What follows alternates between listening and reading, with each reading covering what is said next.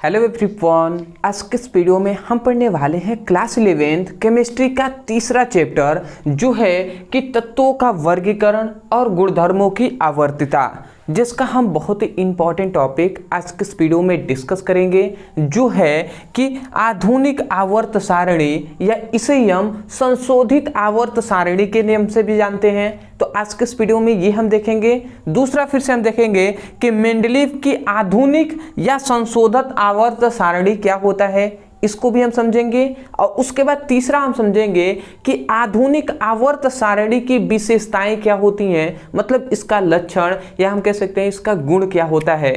आज के इस वीडियो में पूरा हम डीप में डिस्कस करेंगे। देखिए हमने सब कुछ लिखा हुआ है। बहुत से ऐसे स्टूडेंट होंगे जो देखकर ही घबरा गए होंगे कि भैया कैसे ये सभी क्या है, कैसे हम याद करेंगे। ठीक है, निश्चिंत रहिए, आपको बहुत ही आसानी तरीके से समझ में आएगा और जब आप किसी भी चीज़ को समझ पाएंगे तो वो याद करने में भी आसान हो जाएगा। तो चलिए हम समझते हैं। तो सबसे पहले तो मैं यही कहूँगा कि ये इम्पॉर्टेंट टॉपिक है। ठीक है, केमिस्ट्री के लिए भी बहुत इंपॉर्टेंट टॉपिक है। ठीक है, तो यहाँ से शुरू हो रहा है। देखिए क्लास 11th में पूरा बेसिक आपको बताया जाता है केमिस्ट्री का। तो यहाँ पे सिंपल सा सबसे पहला है कि आधुनिक आवर्त सारणी, या तो आपको नाम दे देगा आधुनिक आवर्त सारणी या कह देगा संशोधित आवर्त सारणी। तो हम इतनी बात, सिंपल से बात हमने इससे पहले जब पढ़ाया था तो हमने पढ़ाया था कि मेंडलीव का मूल आवर्त सारणी, जो कि आवर्त सारणी सबसे पहले किन्होंने बनाया था, मेंडलीव नामक वैज्ञानिक ने बनाया था। तो मेंडलीव ने मूल आवर्त सारणी दिया था और मेंडलीव ने ये बताया था कि किसी भी तत्वों का भौतिक व रासायनिक गुण जो होता है वो तत्वों के परमाणु भारों के आवर्तीय फलन होते हैं। मतलब उन्होंने जो मूल आवर्त सारणी दिया था मेंडलीव ने, वो परमाणु भार पे आधारित दिया था। ठीक है, उसके बाद आए मोसले। ठीक है, कौन से आए, मोसले, या तो मोसले कह दीजिए, ठीक है, या मोजले कह दीजिए। तो ये दोनों बात आप कह सकते हैं, या तो मोसले कहिए या तो मोसले, कोई बात नहीं। ठीक है, तो सबसे पहला तो अब उसके बाद है एक जो है मोसले नामक वैज्ञानिक। अब मोसले नामक वैज्ञानिक ने क्या बताया, इन्होंने कहा कि नहीं, मेंडलीव जी ने जो बताया है उसमें गलत है। ठीक है, तत्वों का जो क्या होता है, तत्वों का भौतिक व रासायनिक गुण परमाणु भार नहीं होता है, बल्कि तत्वों का परमाणु मतलब तत्वों का भौतिक व रासायनिक गुण उसके परमाणु क्रमांकों के आवर्तीय फलन होते हैं। ठीक है, तो वही यहाँ से देखिए, थोड़ा सा मैं सबसे पहले यहाँ पे मैं लिखा हूँ कि मोसले के अनुसार तत्वों का मूल लक्षण, तत्वों का जो मूल लक्षण होता है, मौलिक लक्षण होता है, वो परमाणु क्रमांक होता है, न कि परमाणु भार। समझ गए? मतलब जो मेंडलीव ने मूल आवर्त सारणी दिया था तो उन्होंने बताया था कि तत्वों का जो मूल लक्षण होता है वो परमाणु भार होता है, परंतु जब मोसले नामक वैज्ञानिक है तो इन्होंने कहा कि नहीं, परमाणु भार नहीं होता है, बल्कि क्या होता है, बल्कि होता है परमाणु क्रमांक होता है। तत्वों का मूल लक्षण या मौलिक लक्षण परमाणु क्रमांक होता है, परमाणु क्रमांक कहें या परमाणु संख्या कहें। अब इतनी बात तो बेसिक है कि आप जानते ही होंगे परमाणु क्रमांक किसे कहते हैं, परमाणु भार किसे कहते हैं। ठीक है, फिर भी यदि आप नहीं जानते हैं तो मैंने ये टॉपिक पढ़ा दिया है बहुत ही पहले, आप लिखिएगा यूट्यूब पर परमाणु क्रमांक ब्रदर सर या परमाणु भार ब्रदर सर, इतना लिख कर सर्च करेंगे, वीडियो आपको मिल जाएगा।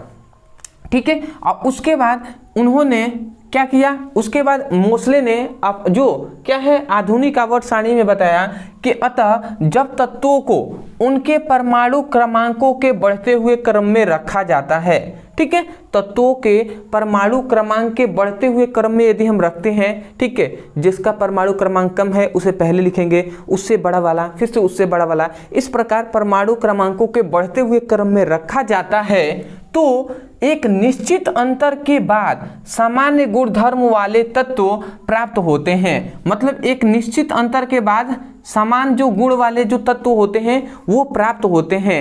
इसका मतलब अर्थात कहने का मतलब ये है कि तत्वों का भौतिक व रासायनिक गुण, तत्वों का भौतिक व रासायनिक गुण परमाणु क्रमांकों के आवर्तीय फलन होते हैं।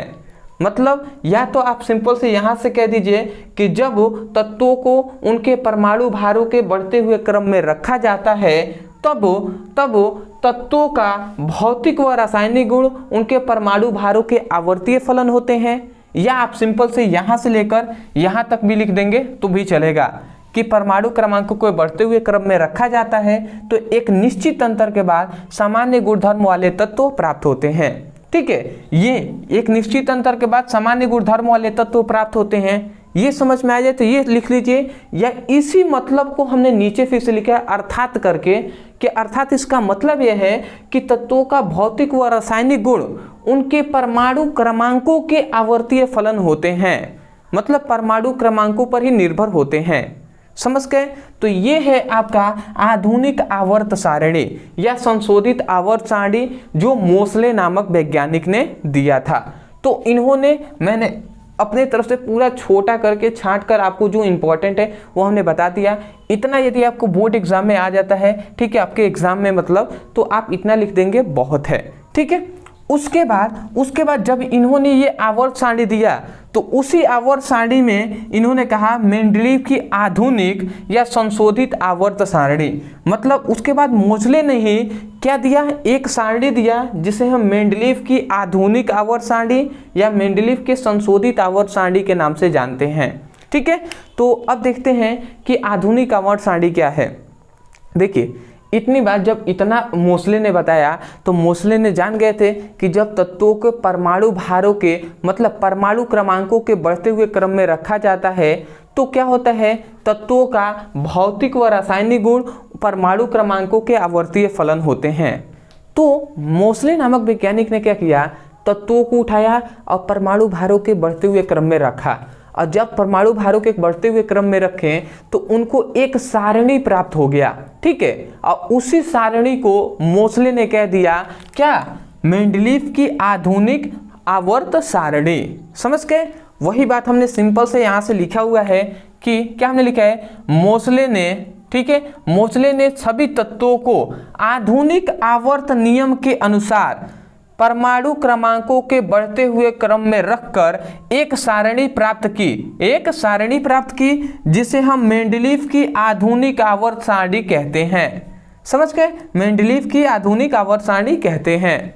समझ गए? तो वही हमने कहा था कि मोसले ने सभी तत्वों को आधुनिक आवर्त सारणी के अनुसार, जो यही ना आधुनिक आवर्त सारणी है, इसमें हमने बताया है तत्वों के परमाणु क्रमांकों के बढ़ते हुए क्रम में रखा जाता है। तो वही बात यहाँ पे सिंपल से लिख दिया है कि तत्वों के आधुनिक आवर्त सारणी के अनुसार परमाणु क्रमांकों के बढ़ते हुए क्रम में हम रखते हैं तो एक सारणी प्राप्त की जिसे हम मेंडलीव की आधुनिक आवर्त सारणी कहते हैं। समझ में आ गया? बहुत ही सिंपल वे में हमने बताया है, आशा करते हैं आप समझ गए होंगे। ठीक है, अब देखिए सबसे इंपॉर्टेंट होता है कि इसका जो क्या होता है, विशेषताएं या लक्षण या गुण, क्योंकि इससे हमें पता चलता है कि इसका मतलब गुण क्या क्या है। ठीक है, तो देखिए सब सिंपल से मैं कहूँगा, अभी आपको फिगर में आपको दिखा दूंगा, ठीक है, अंत में, बट आप चाहें तो गूगल पे भी सर्च मारकर देख सकते हैं। देखिए यहाँ पे सबसे पहला इसका है कि हमने इतनी बात पहले ही पढ़ लिया है कि इसका सबसे बड़ी खासियत ये है कि जो मेंडलीव का आधुनिक आवर्त सारणी है उसमें परमाणु क्रमांकों के बढ़ते हुए क्रम में रखा जाता है। ठीक है, मतलब किसी भी तत्वों का भौतिक व रासायनिक गुण जो होता है वो परमाणु क्रमांकों के आवर्तीय फलन होते हैं। तो वही बात है सबसे पहला कि आधुनिक आवर्त सारणी में तत्वों को परमाणु क्रमांक के बढ़ते हुए क्रम में रखा गया है। ठीक है, परमाणु क्रमांकों के बढ़ते हुए क्रम में रखा गया था और अभी भी परमाणु क्रमांक के बढ़ते हुए क्रम में ही रखा गया है। ठीक है, तो ये आप समझ गए, ये तो सिंपल सा है, ऊपर हमने तो यही बात बताया। ठीक है, आते हैं दूसरे पर। दूसरा हमने है कि आधुनिक आवर्त सारणी में 7 आवर्त होते हैं। ठीक है, आधुनिक जो आवर्त सारणी होता है उसमें 7 आवर्त होते हैं। आवर्त का मतलब ये वाला इस तरीके से। ठीक है, जैसे आवर्त का मतलब होता है कि आवर्त सारणी इस प्रकार होती है ना, ठीक है, इस प्रकार होती है। तो देखिए मैं ये वाला कह रहा हूँ, आवर्त का मतलब होता है सिंपल सा, आवर्त का मतलब होता है ऐसे, ये वाला, समझ रहे हैं, इधर ये वाला जो है उसे हम आवर्त कहते हैं। ठीक है, तो वही कहा जा रहा है कि आधुनिक आवर्त सारणी में 7 आवर्त होते हैं, मतलब पहला, दूसरा, तीसरा, चौथा, पांचवा, इस प्रकार पहला, दूसरा, तीसरा। अभी आप आवर्त सारणी देखते होंगे तो पता होगा आपको। ठीक है, तो 7 आवर्त होते हैं। और तीसरा देखिए, इन 7 आवर्तों में तत्वों की संख्या क्रमशः क्या होती है? 2, 8, 8, 18, 18, 32, 32 होता है। मतलब सिंपल से बताया गया कि पहले जो आवर्त है उसमें क्या होगा, कुल तत्व 2 होंगे, दूसरे वाले में 8, तीसरे वाले में 8, चौथे वाले में 18, पांचवे वाले में 18, जो छठा आवर्त है उसमें 32, सातवें में भी 32 होगा। समझ गए? तो इस प्रकार ये बताया गया है कि उसमें रखा गया है। चौथा देखिएगा, कहा गया है कि आधुनिक आवर्त सारणी में कुल 6 वर्ग होते हैं, या वर्ग को हम समूह भी कह सकते हैं। मतलब कि कितने, 9th वर्ग होते हैं। 9 वर्ग का मतलब कि ये वाला 1 2 3 4 5, इस प्रकार 1 2 3 4 5, इस प्रकार 9 वर्ग होते हैं। तो मतलब ये वाले जो है इस प्रकार खड़ा जो कॉलम होगा ये 9 होंगे, और इस तरह जो होगा वो 6 होगा। वही कहा गया, 7 होगा। तो 7 आवर्त होते हैं और 9 वर्ग होते हैं या समूह होते हैं। समझ के आते हैं 5वें पर। 5वां ये बहुत ही सिंपल सा है। उसमें ये बताया गया है कि आवर्त सारणी के नीचे 2 वर्ग होते हैं, इस प्रकार। तो वही बताया गया कि जो क्या है, मेंडलीव की आधुनिक आवर्त सारणी है उसमें से छठे और 7वें आवर्त से 14 तत्वों को निकालकर नीचे 2 श्रेणियों में रखा गया है, और उन 2 श्रेणियों को क्रमशः लेंथेनाइड और एक्टेनाइड कहते हैं। ठीक है, वही बात यहाँ पे लिखा गया है कि 6वें व 7वें आवर्त से 14 तत्वों को उठाकर आवर्त सारणी के नीचे 2 श्रेणियों में रखा गया है, जिन्हें क्रमशः लेंथेनाइड और एक्टेनाइड श्रेणी कहते हैं। ठीक है, या लेंथेनाइड और एक्टेनाइड कहते हैं। तो आशा करते हैं दोस्तों कि जो मोसले का आधुनिक आवर्त सारणी है, या मेंडलीव का आधुनिक आवर्त सारणी कह सकते हैं, ये आपको समझ में आ गया होगा। ठीक है, इसका फिगर आप देखना चाहें तो हो सकता है कि साइड में आपको फिगर दिखाई दे रहा होगा। ठीक है, तो उसमें लेंथेनाइड और एक्टेनाइड नीचे आपको 2 श्रेणियां भी दिखाई दे रही होंगी। ठीक है, तो आप देख लीजिएगा, उसमें भी आपको देखेंगे तो 7 इस प्रकार आवर्त होंगे और 9 जो वर्ग होंगे इस प्रकार। ठीक है, तो सब देख सकते हैं। अदरवाइज आप नेट पर भी सर्च करेंगे तो मिल जाएगा, तो वहाँ से आपको अच्छे से फिगर दिखाई देगा, तो वहाँ से भी देख लीजिएगा। तो मैंने अपने तरफ से पूरी कोशिश किया है दोस्त कि जिससे आपको आसानी तरीके से ये जो नियम है समझ में आ जाए।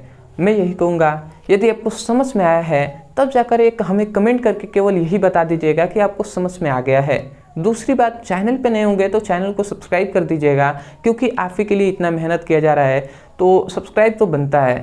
तीसरी ये बात है कि यदि आप सीरियस है क्लास 11th की पढ़ाई करने के लिए, तो आप क्या कीजिए, आपके लिए ही चैनल पे प्लेलिस्ट बनाया गया है, चैप्टर वाइज सभी टॉपिक को पढ़ाया जा रहा है। तो आप प्लेलिस्ट के अनुसार पढ़ाई कीजिए। आप चैनल के प्लेलिस्ट में चले जा सकते हैं, वहाँ पे फिजिक्स और केमिस्ट्री दोनों का प्लेलिस्ट मिलेगा, वहाँ से पढ़ाई कर लीजिए। या डिस्क्रिप्शन बॉक्स में भी हमने लिंक दे दिया है फिजिक्स और केमिस्ट्री के प्लेलिस्ट का, उस पर आप क्लिक करेंगे, चैप्टर वाइज सीक्वेंस में सभी वीडियो मिलेंगे, वहाँ से पढ़ाई कर सकते हैं। और चौथी ये बात है कि यदि कोई टॉपिक है जो आपको स्कूल में, कोचिंग में समझ में नहीं आता है, तो उस टॉपिक का नाम लिखिए यूट्यूब पर, अंत में हमारे चैनल का नाम लिखकर सर्च कर दीजिए, वीडियो आपको मिल जाएगा, वहाँ से भी उसकी पढ़ाई कर सकते हैं। तो चलिए दोस्तों, आज के लिए इतना ही, मिलते एक नए टॉपिक के साथ, तब तक के लिए धन्यवाद।